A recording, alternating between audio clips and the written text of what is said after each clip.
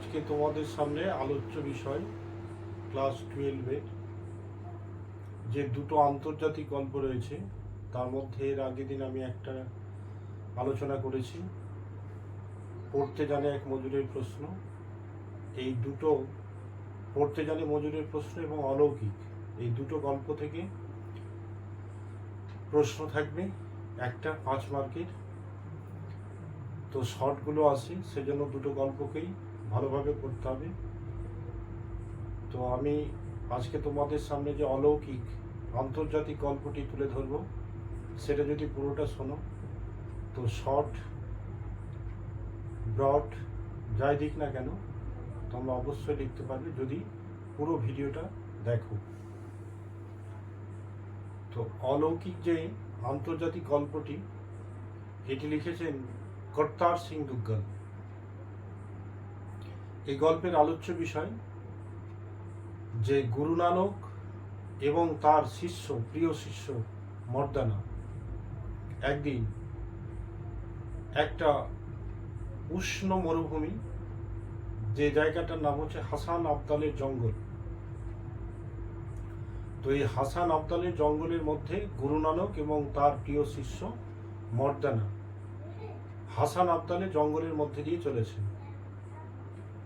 তো যেতে যেতে যেতে যেতে মর্দানার জলতেষ্টা পায়। তো জলতেষ্টা পেলে গুরু নানক তার গুরুদেবকে জানায় যে আমার জলতেষ্টা পেয়েছে। গুরু নানক এটা শুনে খুব মুশকিলে পড়ে গেলেন যে এই উষ্ণ পরিবেশে আমি জল দেব কোথা থেকে। তারপর গুরু নানকে মনে পড়ে যায় এখানে একটি পাহাড়ের চূড়া রয়েছে, সেই চূড়ায় বলিকান্ধারী নামে একজন দরবেশ থাকে। এই বলিকান্ধারীর কাছে একটি মিষ্টি জলের কুয়ো রয়েছে। তখন গুরু নানক মর্দানাকে বলেন যে তুমি ওই পাহাড়ের চূড়ায় বলিকান্ধারীর কাছে চলে যাও, বলিকান্ধারীর কাছে একটি মিষ্টি জলের কুয়ো আছে, ওখানে গেলেই তুমি জল পাবে। গুরু নানক এটা শুনে চলে যায় বলিকান্ধারীর কাছে পাহাড়ের চূড়ায়। তো গিয়ে বলিকান্ধারীকে বলে যে আমার জলতেষ্টা পেয়েছে। মর্দানা বলে,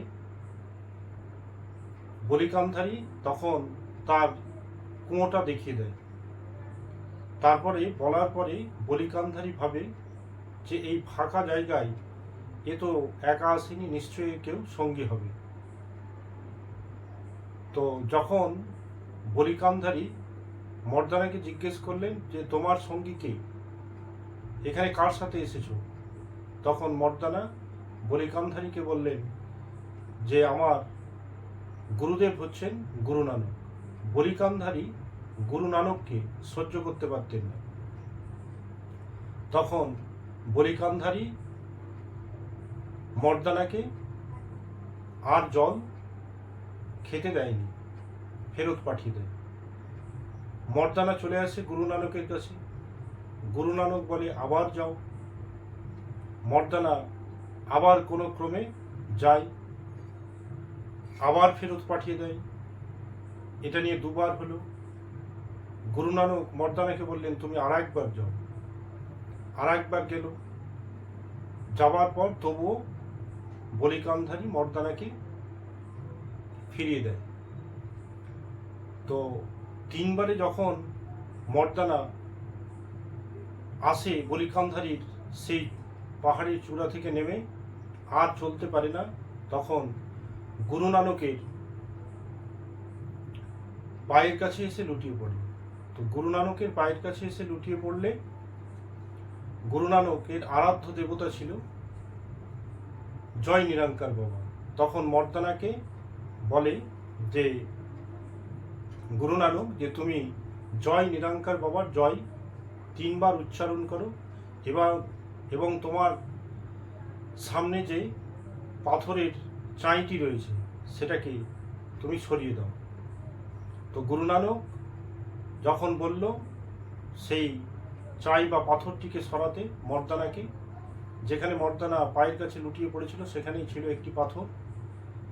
সেই পাথরটি সরাতেই ফোয়ারার মতো জল বেরিয়ে আসে এবং মর্দানা জল পান করে জলতৃষ্ণা নিবারণ করে। এখানে 5 মার্কের একটা প্রশ্ন করতে পারি যে মর্দানা কিভাবে জলতৃষ্ণা নিবারণ করেছিল। তো এটা প্রথম থেকে এ অবধি এসে এটা লিখলে আশা করি 5 মার্কের উত্তর হয়ে যাবে।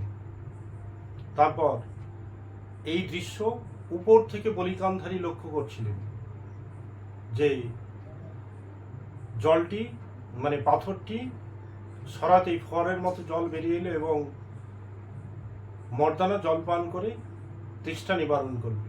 তখন গুরু নানক বসেছিলেন সেখানে বাবলা তলায় একটি গাছের নিচে। উপর থেকে বলিকান্ধারী তখন দৌড়ে গিয়ে নিজের কুয়োতে দেখলেন যে তার জল শুকিয়ে গেছে। তখন বলিকান্ধারী প্রচণ্ড মানে অবাক তো হলো যে আমার মিষ্টি জলের কুয়ো শুকিয়ে গেল। আর এটা দেখে বলিকান্ধারীর প্রচণ্ড রাগ হয়। তখন উপর থেকে একটা বড় পাথরের চাই চালিয়ে দেয় গুরু নানকের উপরে। গুরু নানক তখন ওই পাথরের চাইটিকে এক হাত দিয়ে থেমে নেয় এবং ওই পাথরের উপরে গুরু নানকের 5টা আঙুলের ছাপ বসে যায়। সেদিন থেকে হাসান আবদালের জঙ্গলের নাম হয় পাঞ্জা সাহিব। তো এই গল্পটা এটা একটি গল্প।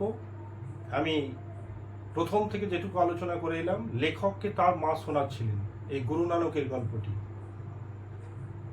যে এইভাবে এই জায়গাটি হাসান আবদালের জঙ্গল থেকে পাঞ্জা সাহেবে পরিণত হয়েছিল। এটাও একটা 5 মার্কের প্রশ্ন হতে পারে। তো পাঞ্জা সাহেব নাম হয়।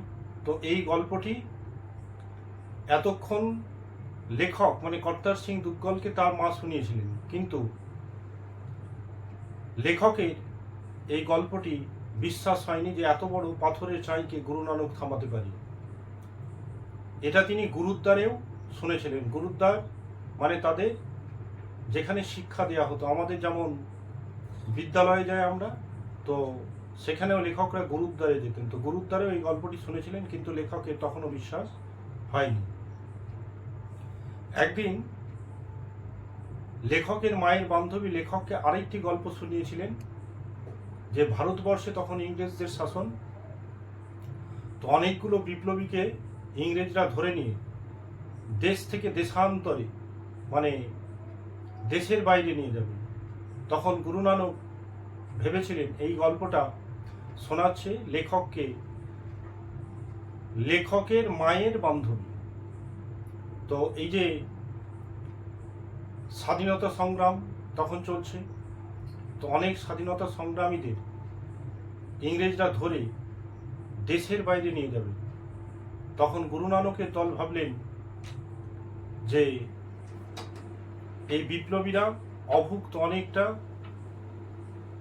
দূর তাদেরকে ট্রেনে করে নিয়ে যাবে, তো তারা অভুক্ত থাকবে। তো গুরু নানক এবং গুরু নানকের সঙ্গীরা বললেন যে এই ট্রেনে করে যে বিপ্লবীদেরকে ইংরেজরা ধরে নিয়ে যাবে দেশের বাইরে, তো বিপ্লবীদেরকে দেশের বাইরে ধরে নিয়ে যাবে। তাই গুরু নানকের দল ভাবলেন যে আমরা তাদেরকে কিছু খাইয়ে তারপর ট্রেনটা ছাড়ব। তো গুরু নানকের দল স্টেশন মাস্টারের কাছে যায়, কিন্তু স্টেশন মাস্টার ট্রেন থামাতে রাজি হয়নি, কেন কি বিপ্লবীদেরকে ট্রেনে করে নিয়ে যেত। তখন ডাল, লুচি, সবজি, পায়েস যা খাবার এনেছিল গুরু নানকের দল, সেই বিপ্লবীদেরকে যে ইংরেজরা ট্রেনে করে নিয়ে যাবে খাওয়ানোর জন্য, তো স্টেশন মাস্টার রাজি হয়নি ট্রেন থামানোর।